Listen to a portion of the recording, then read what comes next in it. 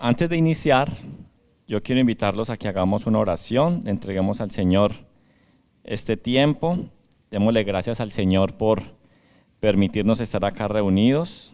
Ahí donde está, cierre sus ojitos, hagamos una oración al cielo. Señor Dios, gracias te damos por esta tarde, de permitirnos reunirnos como iglesia, poder estar juntos, unánimes, en un mismo espíritu y en un mismo sentir, de querer escuchar tu palabra, querer aprender acerca, Señor, de las verdades que tú tienes en tu palabra, Señor. Permítenos no solamente aprenderlas en nuestra mente, sino bajarlas en nuestro corazón. Te pido a ti, Espíritu Santo de Dios, que tú me permitas ser un instrumento en tus manos para predicar y exponer fielmente tu palabra. En el nombre poderoso de Cristo Jesús. Amén. Bueno, el día de hoy tenemos un tema que se llama la necesidad de dar gracias. ¿Sí? Yo quiero hablar con ustedes acerca de la necesidad de dar gracias. Usted dirá, ¿cómo así que la necesidad de dar gracias?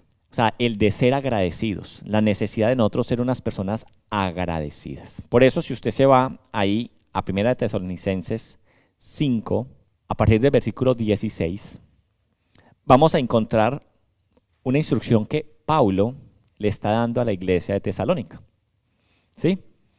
Pero vamos a leerlo, si me acompañan ahí. Versículo 16, ¿qué dice la palabra de Dios? Estad siempre gozosos, orad sin cesar, dad gracias en todo, porque esta es la voluntad de Dios para con vosotros en Cristo Jesús.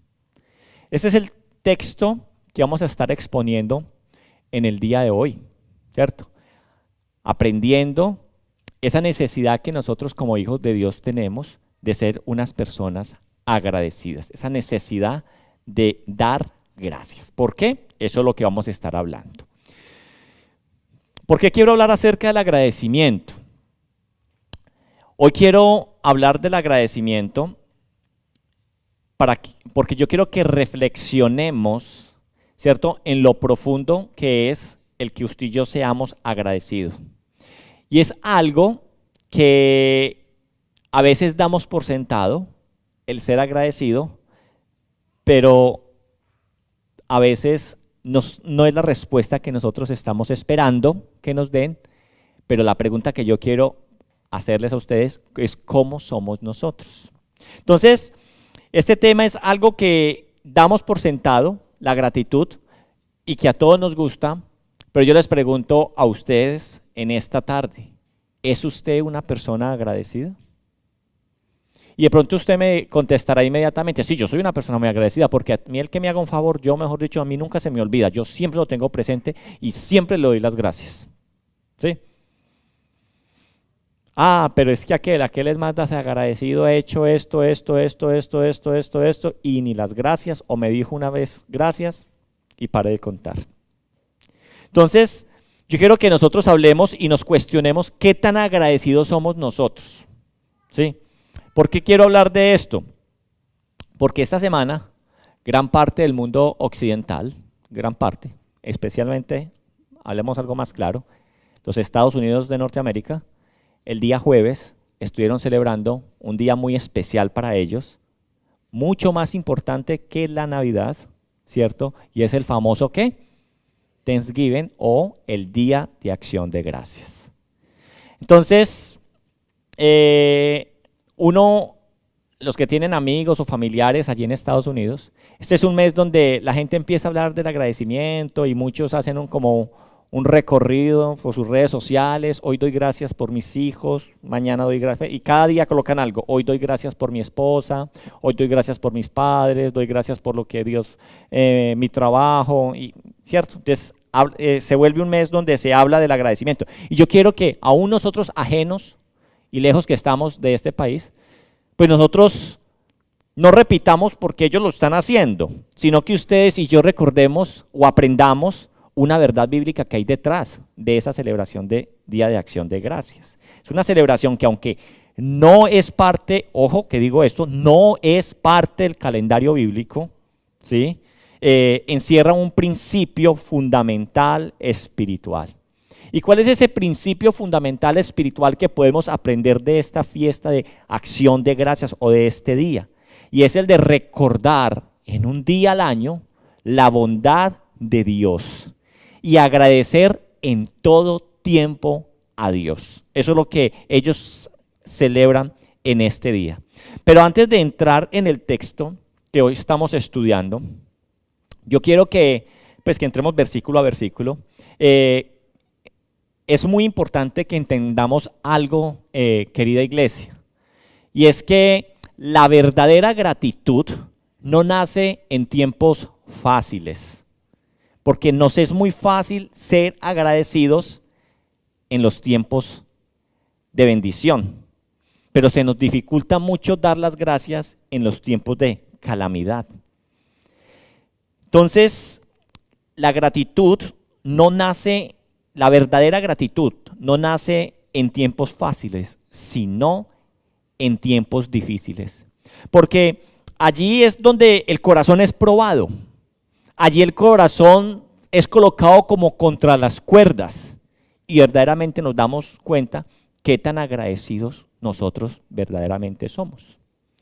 Porque muchos se nos es muy fácil ser agradecidos cuando compramos un carro o nos dan un regalo, ¿cierto? Y, ay, gracias Dios por el carrito que me invirtió a comprar, gracias Dios por el viaje que estamos realizando. Pero la pregunta que yo quiero darle a ustedes, ¿qué tan agradecidos somos nosotros cuando recibimos malas noticias? ¿Qué tan agradecidos somos nosotros cuando estamos enfermos? ¿Qué tan agradecidos somos nosotros cuando nos echan del trabajo? ¿Usted también le da gracias a Dios por eso? La verdadera gratitud entonces no nace en tiempos fáciles, sino en tiempos difíciles. Ahora bien, muchos conocen la historia del Thanksgiving, ¿cierto? Sí, es un día donde la gente en Estados Unidos o Canadá o donde lo celebren, se reúnen en torno a la mesa y las personas van dando gracias a Dios por algo, porque fue algo que pasó hace mucho tiempo que lo hicieron sus ancestros y se celebraba y se daban las gracias a Dios por algo, ¿sí? Entonces, muchos conocen esta historia, pero pocos recuerdan cuál es el trasfondo espiritual que tiene y cómo eso ilumina lo que la Biblia nos enseña a nosotros los hijos de Dios. ¿Sí? Déjenme que les ayude a recordar, o algunos a aprender, el contexto histórico que nos enseña una verdad bíblica, este acontecimiento. Vamos a mirar un poco de historia para que nos ubiquemos. Los Estados Unidos de América recibe sus primeros migrantes en 1620. En 1620, ¿cierto? En noviembre de 1620 salen, ¿cierto? Desde Europa o Inglaterra, un grupo de hombres y mujeres conocidos como los peregrinos, ¿cierto? A ellos se les conocía como los peregrinos o también conocidos como los separatistas. Ellos primero habían ido a Holanda tratando de buscar lo mismo que vienen a buscar a América, ¿cierto? Pero de Holanda, ¿cierto? Salen luego, otro destino que encuentran es atravesar el Atlántico. Entonces, estos peregrinos cruzaron el Atlántico en un famoso barco que algunos lo reconocerán en películas o en historia, que se llama ¿cómo? Mayflower, ¿cierto? Se llama ese barco en el cual ellos llegaron, el Mayflower. Entonces, ¿cuál fue el motivo de ellos llegar en esta cruzada? Ellos salieron, la razón de ese viaje de ellos, la razón por la cual salieron a Holanda al principio, ¿por qué salieron ellos de allí? Es porque ellos estaban buscando poder adorar a Dios según sus convicciones, sin ser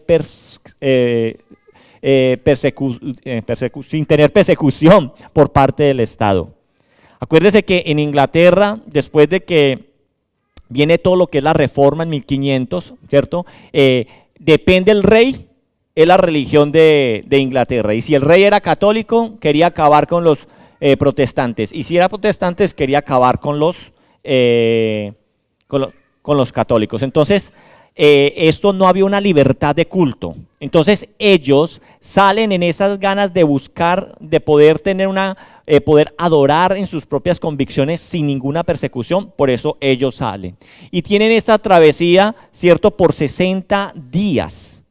Salieron en noviembre, salieron por 60 días y muchos enfermaron y al llegar el invierno, ellos llegan ¿a dónde? A Massachusetts. No estaban preparados para el frío que había, no tenían la suficiente alimentación, ¿cierto? Y habían pues enfermedades también en el entorno. Entonces, este primer invierno, ellos salen en noviembre, son 60 días que ellos gastan. Imagínense, en Estados Unidos hay nieve en esa época, está muy frío. ¿Dónde queda Massachusetts? Queda mucho más arriba que Nueva York, ¿cierto? O sea, mucho más frío. Y allí llegan estas personas. Y dice la historia que la mitad, en ese primer invierno que ellos les toca allí en esa tierra, dice que más de la mitad de la comunidad murió. Entonces, hijos, esposos y ancianos, familias enteras destruidas, ¿cierto? Al llegar y al encontrarse esta nueva realidad. Pasa el invierno y luego el invierno empieza la primavera. En esa primavera, Dios les permitió a ellos relacionarse con los nativos que habían allí en el área, quienes ellos les enseñaron a cultivar y a sobrevivir en este nuevo ambiente. Entonces, cuando llegó el otoño, lograron su primera cosecha. Y es ahí, en 1621, cuando proclamaron el primer día de dar gracias a Dios. No por un año perfecto, sino por un Dios perfecto que los sostuvo en un año difícil. Entonces, esto es ese principio que podemos extraer de lo que allí sucedió. Dígame, ¿qué razones habían para estas personas dar gracias en ese momento si más de la mitad de sus personas con las que llegaron murieron? ¿Sí? Entonces, ellos eran momentos muy difíciles y así en todo ellos le dieron gracias a Dios por ser perfecto. Ellos se fueron haciendo la voluntad. ¿Cuál era la razón de su viaje? Buscar a Dios. ¿Cuál fue la razón de viajar a América? Poder ser libres para poder adorar a Dios. Y aún en ese viaje, más de la mitad de su tripulación encontró la muerte. Ahí es donde o usted se pone a alegar con el Dios injusto o usted se pone a agradecerle al Dios perfecto que lo sostuvo a pesar de. Más adelante, ¿cierto? En 1863 también allí hubo en Estados Unidos una guerra civil muy sangrienta. Y ahí aparece Lincoln, que es el que institucionaliza el Thanksgiving. Y aún en medio de todo esto, Lincoln escribe algo en una proclama que dice, aún en medio de todos los conflictos que tiene el país muy dividido, dice, aún en medio de un conflicto civil de inigualable magnitud y severidad, hemos sido bendecidos con los dones de la bondad de Dios. Y a partir de eso, entonces, se celebra el Thanksgiving. Hasta ahí queda la clase de historia, señores. Así que si nosotros vamos entendiendo lo que aconteció allí, ¿cierto? En Estados Unidos, en esta cultura, la gratitud no es ausencia de dolor. Porque muchas veces creemos que cuando hay ausencia de dolor es que uno debe de ser agradecido. Más bien, el agradecimiento nosotros tenemos que entender lo que es la presencia de Dios en medio del dolor. Que a pesar de, Dios no nos ha soltado y Dios no nos ha dejado. Y es precisamente entonces esa verdad la que nosotros encontramos aquí en Primera de Tesalonicenses 5. Porque esta carta fue escrita por ¿quién? Por Pablo. Y fue escrita a Pablo, muy bien, Vivi, gracias, pues escrita por una iglesia que estaba haciendo. ¿Cuál era el entorno de esta iglesia? Una iglesia que estaba siendo perseguida. Era una iglesia que estaba en incertidumbre. Era una iglesia que aunque estaba joven, era una iglesia que estaba perseverando en la fe, estaba firme en el Señor. Estas palabras entonces que Pablo escribe allí en Primera de Tesalonicenses 5 son las palabras de despedidas de Pablo. Y en estas palabras de despedidas de Pablo, Pablo les va a dar 3 mandatos. No son recomendaciones, iglesia, son 3 mandatos que Pablo les está diciendo, unos mandatos muy poderosos. Y son estar siempre gozosos, primer versículo. Segundo versículo, orar sin cesar. Y tercero, que es de lo que estamos profundizando en el día de hoy, dad gracias en todo. ¿Correcto?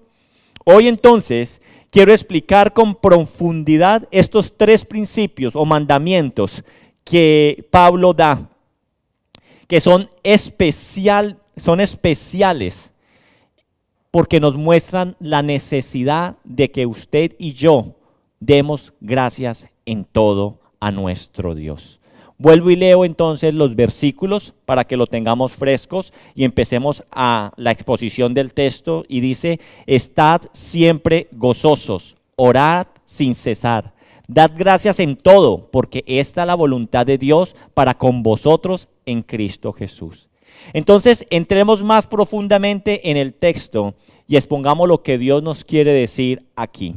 El primer punto que quiero tocar, ¿cierto? Entonces, es estar siempre gozosos.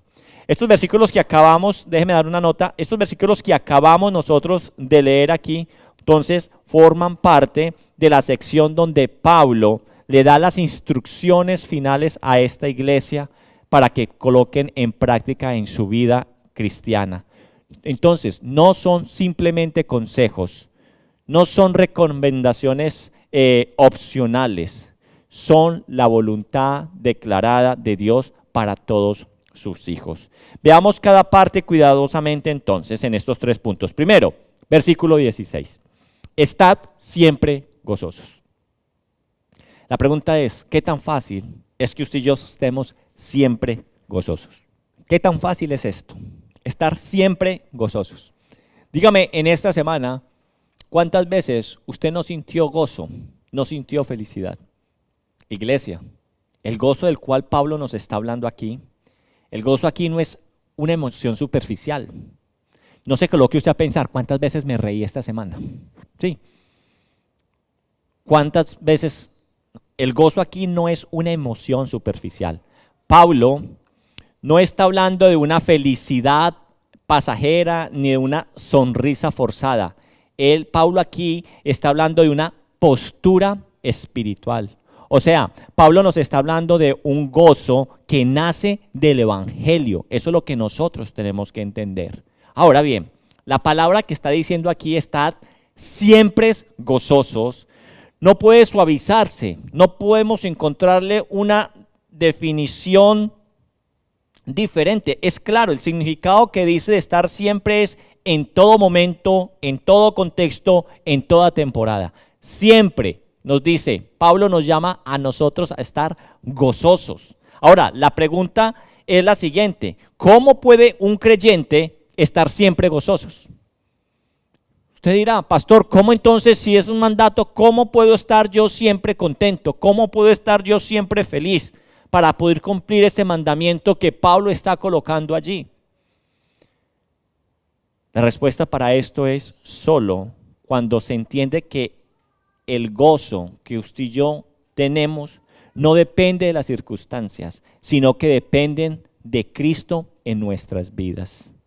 Cuando nosotros comprendemos esto, que es que el gozo suyo no depende de cuánto ganó, qué le dieron, no depende de las circunstancias, depende de Cristo. Porque mire lo que dijo Jesús, Juan 15:11. Jesús dice, cuando habla de la vid verdadera, estamos ahí cuando Jesús está hablando de la vid verdadera, que debemos estar pegados a Él. ¿Qué dice el versículo? Dice, estas cosas os he hablado para que mi gozo esté en vosotros. ¿Sí? Aquí Jesús nos habla que debemos estar pegados a Él para que el gozo esté en nosotros. Y hay otro muy impactante y es Pablo en Filipenses 4:4. Filipenses también 4:4 nos muestra a nosotros un mandato también que Pablo está mandando a la iglesia de Filipo. Y dice, regocijaos en el Señor siempre. Otra vez digo, regocijados. ¿Cierto? O sea, alégresen en el Señor siempre. Otra vez digo, alégresen. Recuerde que cuando estuvimos exponiendo Filipenses, nosotros ahondábamos en lo que Pablo estaba diciendo. Pablo le está diciendo a una iglesia, en una carta, le está diciendo, estén felices, estén gozosos. Y cuando estudiamos Filipenses vemos que donde dice, estén gozosos porque yo estoy gozoso, es este pues mi gozo, dice Pablo, muchas veces en Filipenses. Recordemos que la carta de Filipenses, cuando Pablo le está diciendo a esta gente que estén felices y gozosos, Pablo lo está escribiendo desde la cárcel. Pablo está sin libertad. Dígame si hay alguna razón para uno desde la cárcel decirle a su familia que está en libertad, estén alegres, estén gozosos. Pues Pablo está diciendo, estén gozosos ¿en quién? En el Señor siempre, porque Pablo entendió que su felicidad no dependía de las circunstancias, su felicidad dependía de que Cristo estaba haciendo su plan en su vida y en la iglesia. Ahora, lo que yo les digo a ustedes en esta noche o en esta tarde es, nosotros tenemos que estar gozosos y alegres todo el tiempo porque Dios es bueno todo el tiempo. Él es bueno y todo lo que nos acontece es para su gloria y para su honra. Así que familia, el gozo del cristiano no es una ausencia de problemas. Eso no es el gozo. Si no tengo problemas, estoy feliz. Y si tengo problemas, estoy aburrido, estoy abrumado. Sí, yo sé que a veces las emociones, ¿cierto? Usted me dirá, no me pida que esté gozoso en el entierro de un familiar. Pero la palabra de Dios sí nos dice a nosotros que el Señor nos da a nosotros una paz que sobrepasa todo entendimiento. Entonces, el gozo del cristiano no es la ausencia de problemas, es la presencia de Cristo. Entre más presencia de Cristo en mi vida, más gozo. Entre más me dejo que Cristo gobierne en mi vida, más me gozo. Por eso entonces lo que nos dice a nosotros la palabra de Dios, es necesario que yo mengüe para que Cristo crezca. Entre más Cristo crece en mí, más gozo yo voy a experimentar. Amén. Veamos el versículo siguiente, orar sin cesar. Versículo 17. Primera de Tesalonicenses 5, versículo 17. Es muy fácil, cortico, orar sin cesar. Listo. Dice, estamos hablando que Pablo dio instrucciones, ¿cierto? Dio mandatos. Primero es que estemos gozosos siempre. Y ahora nos está diciendo, a la iglesia le está diciendo, y pues nos está diciendo también a nosotros, orar sin cesar. ¿Qué es orar sin cesar? ¿Ah? En todo tiempo, sin parar. Ahora bien, cuando Pablo nos está dando a nosotros esta instrucción, nos está diciendo esto, debemos estar, Pablo no está diciendo que nosotros debemos estar repitiendo oraciones todo el día como unas viejitas camanduleras. ¿Sí?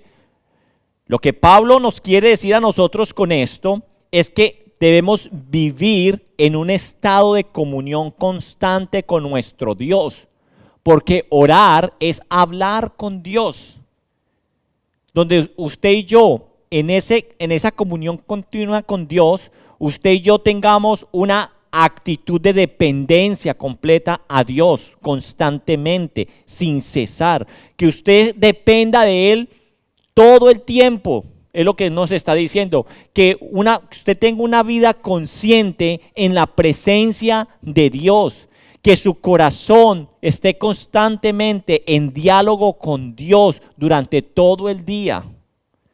La oración que no se limita a un horario, sino que marca un estilo de vida. Eso es lo que nosotros tenemos que entender con esto. Familia, cuando no oramos, la ingratitud entra. cuando usted y yo no oramos. Pero cuando oramos, la gratitud despierta. Y ya les voy a decir por qué.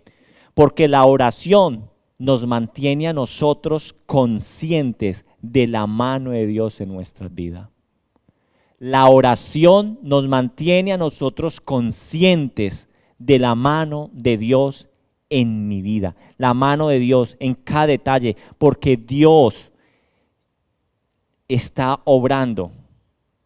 Todo lo que nos acontece, reconocemos que es Dios el que está obrando. Usted está conectado. Cuando nosotros oramos sin cesar, estamos siempre conectados y sabemos que todo lo que nos pasa, encontramos el fin, encontramos el propósito que Dios tiene. Entonces, la oración nos mantiene unidos a Él y podemos ser más sensibles de su presencia.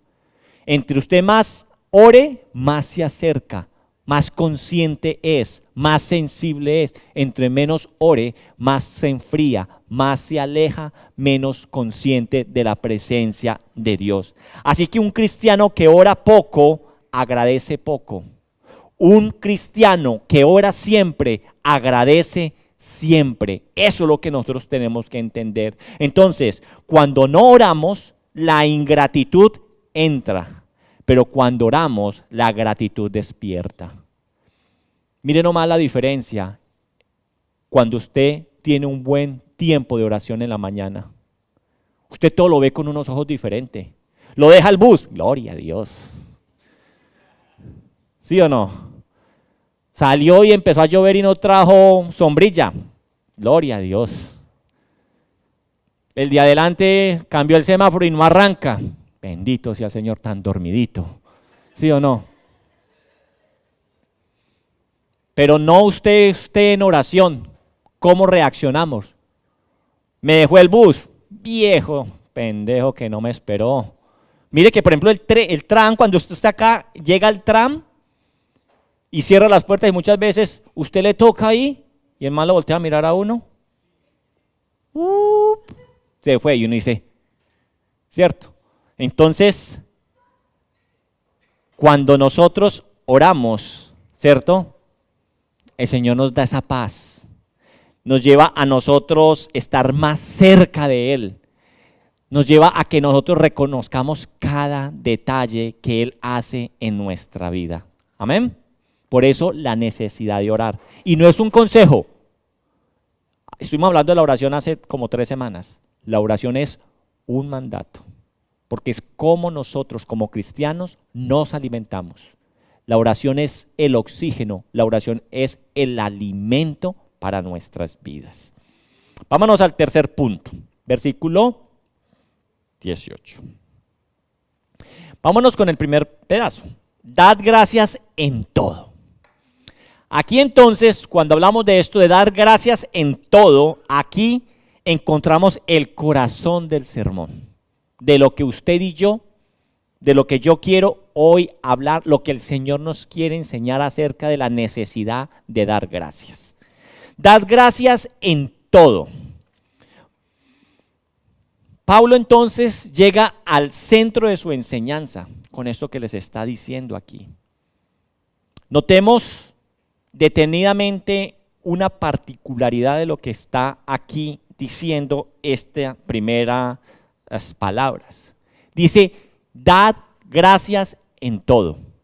Notemos algo, y es que no nos está diciendo, dad gracias por todo. Él está diciendo, dad gracias en todo. Porque no damos gracias por el pecado, ni por la injusticia, ni por el dolor mismo, pero sí damos gracias en medio de todo esto. Porque Dios sigue siendo bueno y soberano y está obrando perfectamente. Entonces, ¿qué sí nos dice a nosotros el versículo? Dice, den gracias en todo. O sea, demos gracias en el día de luz y demos gracias en la sombra. Demos gracias en tiempo de abundancia, demos gracias en tiempo de escasez. Demos gracias en la victoria, demos gracias también en las derrotas, demos gracias en la salud y demos gracias en la enfermedad. Por eso entonces Él nos manda que no demos gracias por todo, sino en todo. Porque en medio de todo lo que nos acontece, usted y yo tenemos que dar ¿qué? Gracias. La gratitud bíblica, querida iglesia, no es circunstancial. La gratitud bíblica es espiritual. Tenemos que saber nosotros eso. Aquí, en este versículo, encontramos entonces la razón de por qué dar gracias en todo, o la necesidad de dar gracias. ¿Qué dice la parte que sigue en el versículo? Porque esta es la voluntad de Dios. Miren, ¿sí es lo que estamos aquí diciendo? Pablo está diciendo, den gracias en todo, porque esta es la voluntad de Dios para con vosotros en Cristo Jesús. O sea, ¿qué nos está diciendo esto a nosotros? Que esto no es opcional, que esto no es un consejo, esto no es un sentimiento bonito. Den gracias, que se ven más bonitos dando gracias que quedándose encallados. No, eso no es eso. Dice que esta es la voluntad de Dios. Un hombre usado por el Señor, un hombre inspirado por el Espíritu Santo nos está diciendo a nosotros, hijos de Dios, sean agradecidos en todo porque esa es la voluntad de Dios. Es la voluntad expresa de Dios para sus hijos. Así que muchos preguntan, ¿cuál es la voluntad de Dios para mi vida? Usted me pregunta muchas veces eso. Ay, pastor, es que yo no encuentro cuál es la voluntad de Dios para mi vida. Aquí Dios mismo responde una de sus voluntades para que las tenga usted bien clarita. Y es que su voluntad es que vivas agradecido. ¿Cuál es la voluntad de Dios para mi vida? Mijo, que viva agradecido. Viva agradecido con lo que Dios le da. Con lo que viene. Bueno o malo, dele gracias a Dios porque Dios es bueno en todo tiempo. Así que la gratitud, si entendemos esto, la gratitud honra a Dios. ¿Por qué honra a Dios? Porque Dios es soberano y está actuando y está obrando en cada una de las cosas.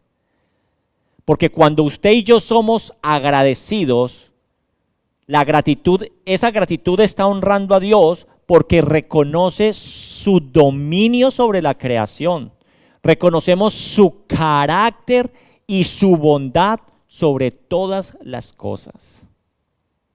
Eso es lo que nosotros debemos entender cuando usted y yo somos agradecidos en todo. Amén. Ahora, vámonos a una parte más práctica aquí en el sermón. ¿Cómo? Es algo que usted se tiene que estar preguntando en este momento. ¿Cómo puedo ser yo agradecido con Dios?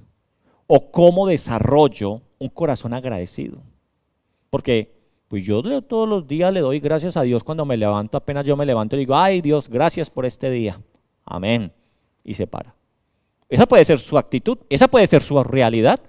Cada mañana que usted se levanta le da gracias a Dios. Gracias Dios por un nuevo día. Gracias por la casa, gracias por el techo, gracias por la comida, gracias por lo que tengo. Y se para a trabajar. Ahora, lo que yo quiero que entendamos en esta parte del sermón es que la gratitud no crece accidentalmente. La gratitud se cultiva intencionalmente. Nosotros tenemos que llevar a que nuestro corazón cada día sea más agradecido. Porque, ven usted, todos los días usted le dice al Señor lo mismo.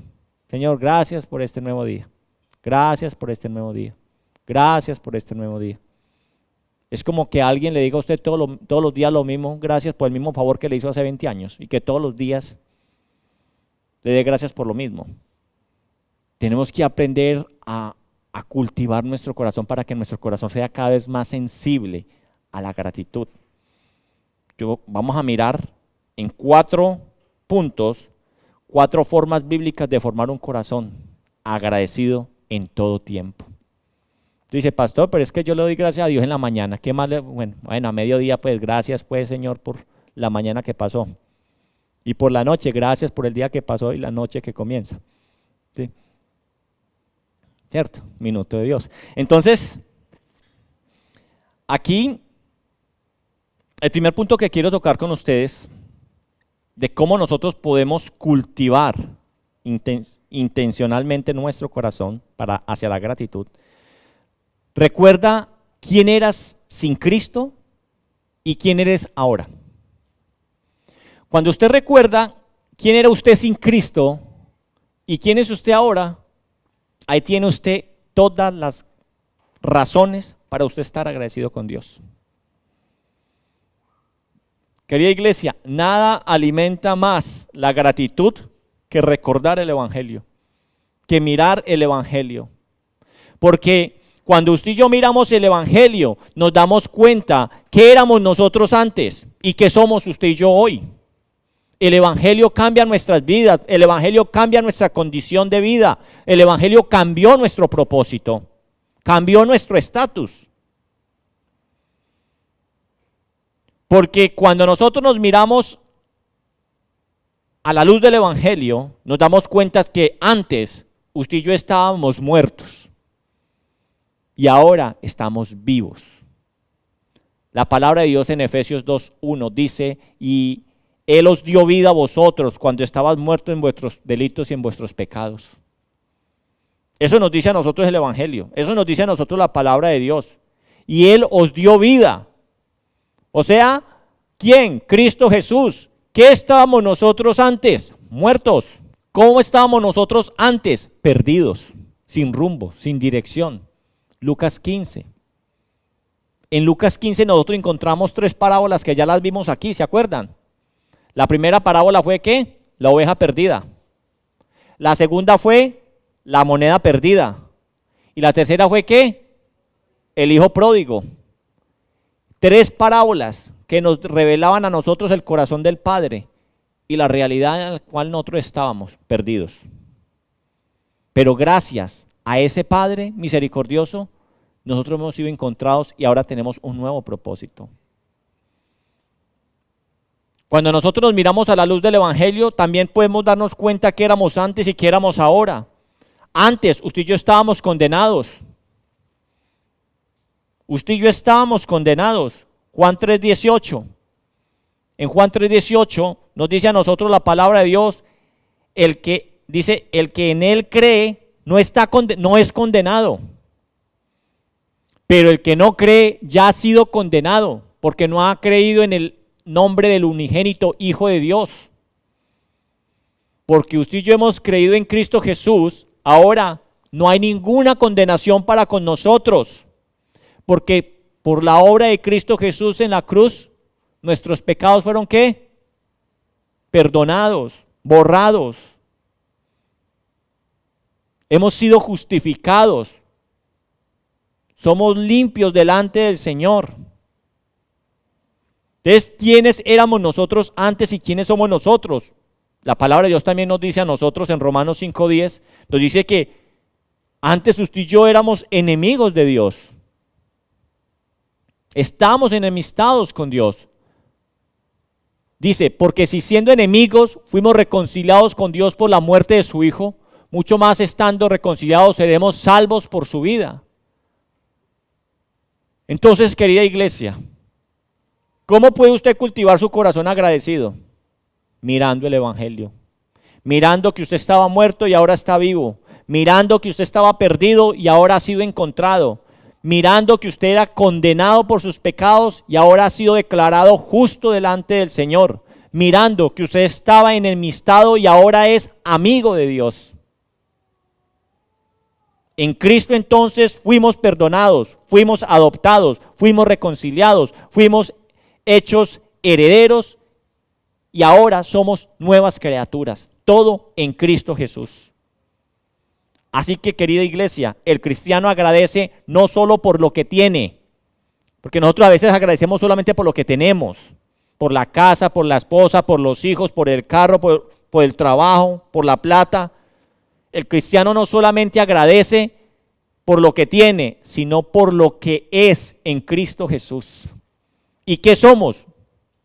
Ya lo dije, perdonados, adoptados, reconciliados, herederos y tenemos una nueva naturaleza. somos unas nuevas criaturas. Amén. Ahora, miremos otra forma de cómo podemos usted y yo cultivar nuestro corazón para ser unas personas agradecidas. Aprendamos a identificar y a combatir la queja. ¿Cómo? Sí, señores. Aprendamos a identificar y a combatir la queja. Porque cuando usted se queja, usted está siendo desagradecido. Sí. Lleve usted una persona a su casa a vivir con usted. Sí. Lleve una persona a vivir a su casa con usted. Y empiece usted a decir, y empiece usted a escuchar, perdón. Ah, la nevera tan vacía. Ah, pero no hay agua caliente. Ah, pero qué colchón tan duro. Ah, pero una sola cobija. Ah, pero tan chiquita la sala. Ah, pero qué televisor tan chiquito. ¿Qué está haciendo esa persona? Quejándose. ¿Cómo se siente usted? ¿Ah? Bueno, entonces ya no nos quejemos más. Si yo sé que Dios es el que me lo da todo, porque Él es el dueño del oro y de la plata, es el dueño y creador de cielo y tierra, entonces ¿por qué nos quejamos tanto? Ahora, yo quiero hablarles con algo. Sí, yo sé que humanamente tendemos a la queja, ¿cierto? Tendemos a la queja. Sí, ay, el pastor se está estirando, ay, tan lento el pastor para predicar. Ay, tan frío que está hoy para ir a la iglesia. ¿Sí? Entonces, o de su vida. Ay, ese trabajo que yo tengo. Ay, ese marido que me tocó. Ay, ese carro que yo tengo. Mire usted cuántas veces se queja al día. Y quiero enfatizar en este punto porque yo sé que hay personas que se quejan, dice uno, chilla más que una caja de pollos. ¿Sí? Se queja, no ve nada bueno. Va para el cielo y va llorando. Queja y queja y queja. Yo les voy a decir una cosa. Usted se queja de la vida que usted tiene hoy. Pero solamente recuerde que usted está viviendo hoy las oraciones que usted hizo ayer. Y usted se está quejando de las bendiciones que Dios le está dando hoy. Y eso fue lo que usted pidió. Pero no, usted es feliz quejando. Yo quiero que usted entienda algo. Yo sé que es natural muchas veces que uno se queja. Pero usted tiene que entender que la queja es un pecado. La queja es un pecado. Porque cuando usted se queja tanto, usted está siendo desagradecido con Dios, con lo que Dios nos ha dado a nosotros. Uno en estos países sí que escucha a la gente quejarse. Ay, tanta plata que uno tiene que sacar. Ay, ese estudio. Ay, no más 24 horas. Ay, esto y lo otro. ¿Cuántas veces ustedes han renegado contra este país? Ay, este gobierno que no sabe por dónde más sacarnos plata a nosotros. Ay, esas visas que se vencen. Ay, esas visas tan caras. Señores, si hubieran quedado donde estaban y no estuvieran quedando por eso. La murmuración no lleva a nada. ¿Por qué quejarnos tanto? Si usted está aquí fue porque usted le oró a Dios para que lo trajera a esta tierra. Yo no creo que usted se haya acostado en su cama y usted haya despertado acá. Y usted dice, ve, ¿cómo llegué aquí? Ah, es que fue la voluntad de Dios. No, usted trabajó por este sueño. Usted trabajó por este proyecto. Usted ahorró para estar aquí. No se le olvide que usted está viviendo hoy lo que estuvo orando por años y meses. Y que cuando a usted le dijeron que le salió la visa, que le salieron los documentos para estar acá, usted se alegró. ¿Cómo puede ser que usted ahorita esté renegando? Entonces, ¿esto es una bendición o esto es un castigo? Póngase usted serio y dígale, responda y deje de quejarse. Porque es que es una queja que de verdad que uno a veces se siente a escuchar y uno dice, no, pues usted le hicieron un mal trayéndolo para acá entonces. Parece que los hubieran montado en un avión con un revólver. Sean agradecidos con lo que tienen, si tienen y si no tienen. Y si los vientos hoy no son los mejores, el Señor mañana serán mejores. Confíe en el Señor. Pero es que dígame uno con qué razón el inquilino que usted trajimos ahorita a la casa, con qué ganas usted va a cambiar el televisor con todo eso que queja. Justo usted se iba a comprar un televisor más grande. No, espere que vaya y cambio el televisor. y pongo el agua caliente y compro un colchón y merco lleno esa nevera. ¿Sí o no? Con tanta quejadera. Dejemos de quejarnos tanto. De verdad. Lo digo porque es una realidad de nosotros. Mijo, ¿cómo está? ¿Cómo le ha ido? No, pues ahí, pastor, como bien para no asustarlo. Digo, ¿cómo así, mijo? ¿Qué le pasó? No, pues lo mismo, la misma trabajadera, el mismo estudio. Y uno dice, el Señor lo está acabando literalmente. De verdad, se los digo con mucho amor. Se los digo porque yo también lo tuve que colocar en práctica. ¿Sí? Tanta quejadera. No, acá está una prima mía de testigo. Yo no llamaba sino a llorar. Que entre ella y mis hermanas decían, ¿qué vamos a hacer con Mauricio? ¿Sí o no?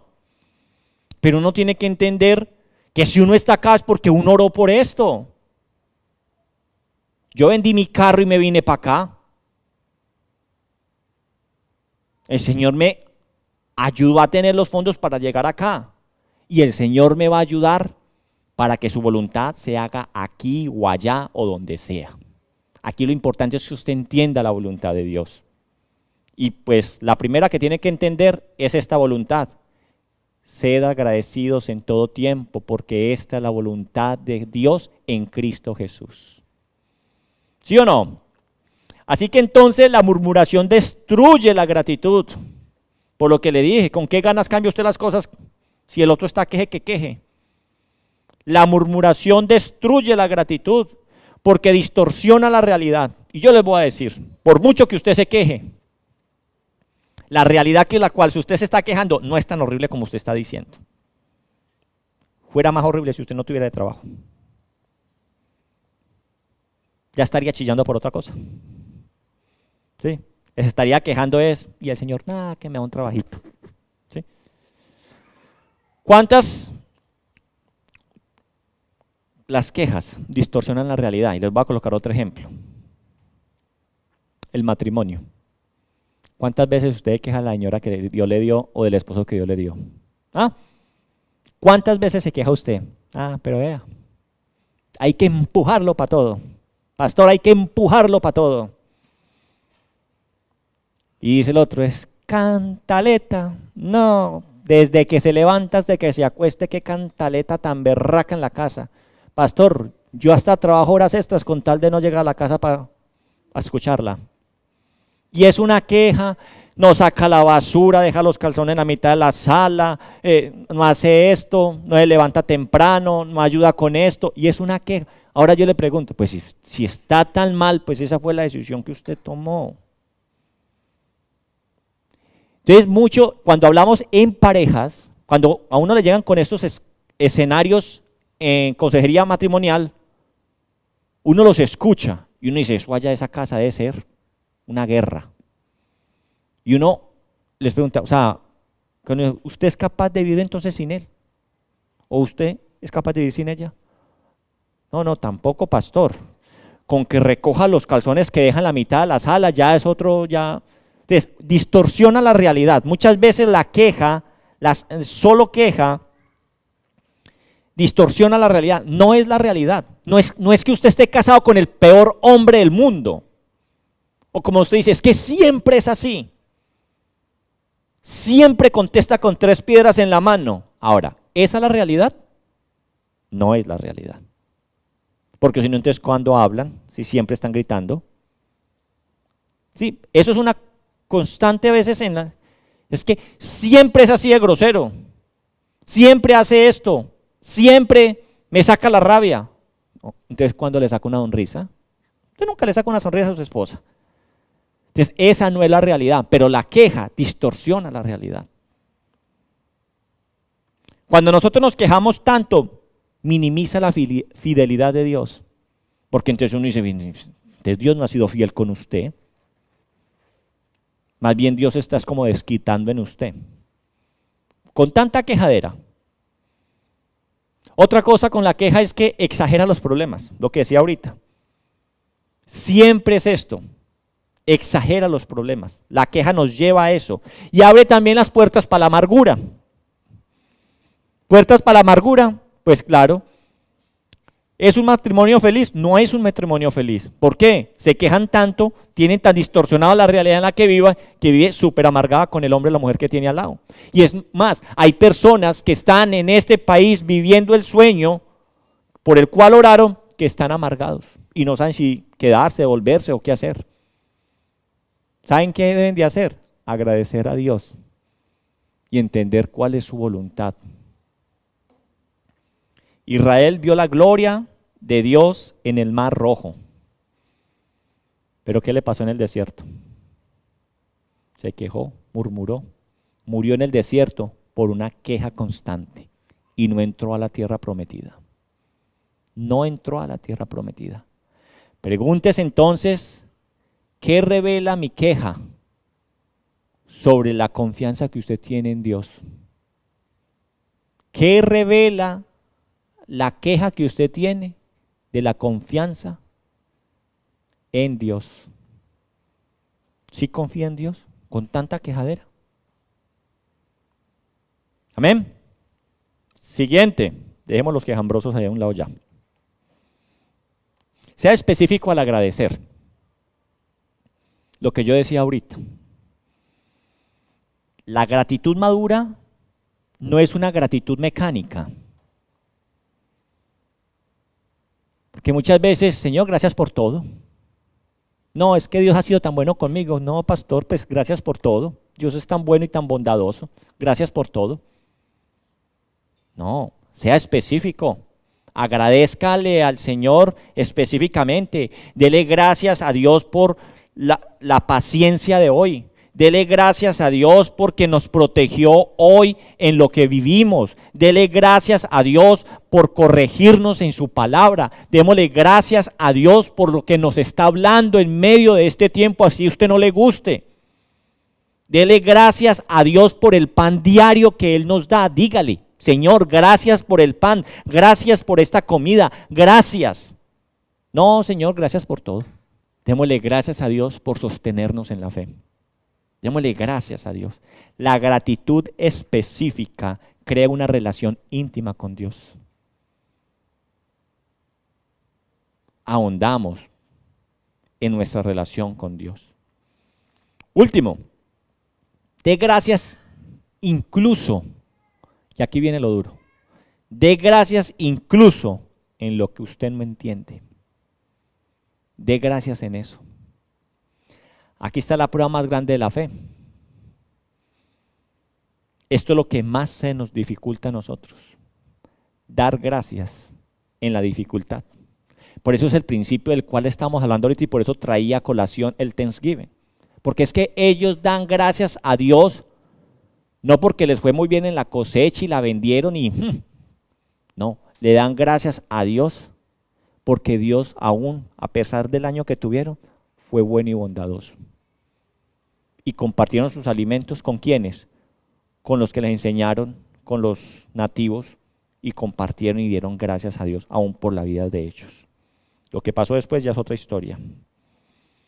A veces entonces tenemos que entender que Dios no da explicaciones. Dios es Dios. A veces Dios no responde de inmediato, se tarda.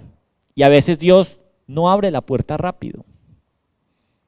Pero en esos momentos, cuando no entendemos, porque no hay explicaciones, cuando no nos responde de inmediato y cuando no abre la puerta rápida, en esos momentos la gratitud se convierte en un acto de adoración.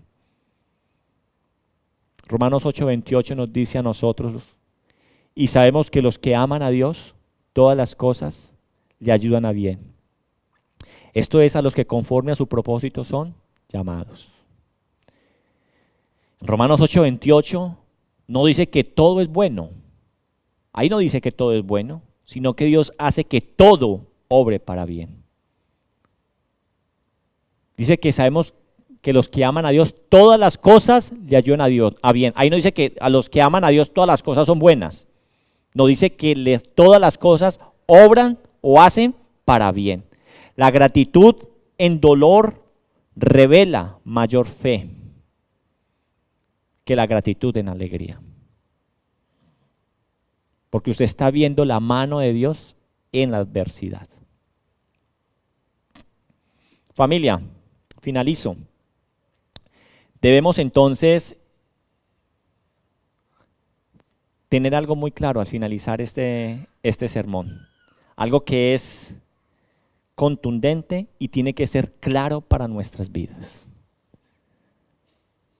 Al final de todo lo que hemos visto, nuestra gratitud entonces no descansa en lo que Dios me da, sino en que Dios es Dios. En eso descansa mi gratitud. No en lo que Él me pueda llegar a dar, sino en quién es Dios. Que Él es Dios. La mayor razón para que usted y yo demos gracias no es una mesa llena, no es una familia unida, no es un año muy próspero que hemos vivido, no es el trabajo maravilloso que yo recibí, el carro último modelo que yo me compré. La mayor razón para que usted y yo demos gracias es Jesucristo en nuestras vidas. Eso es lo que tenemos que tener claro, porque 2 Corintios 9:15 lo dice así: gracias a Dios por su don inefable. Gracias a Dios por su don inefable. ¿Y cuál es ese don? Don es un regalo. ¿Y cuál es ese don, regalo inefable? Jesucristo.